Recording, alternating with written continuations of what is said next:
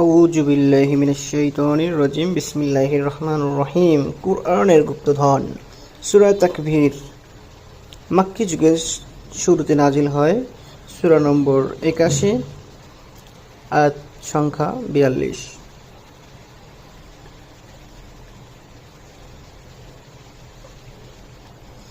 সূরা তাকবীর নাজিলের ধারাবাহিকতা অনুযায়ী সপ্তম সূরা।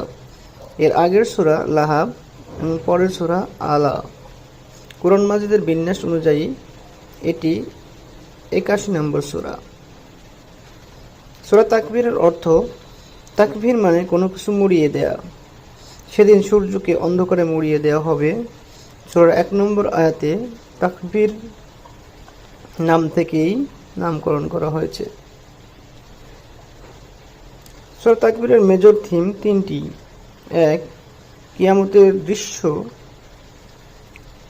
কুরআনের সত্যতা নিশ্চিতকরণ। 3.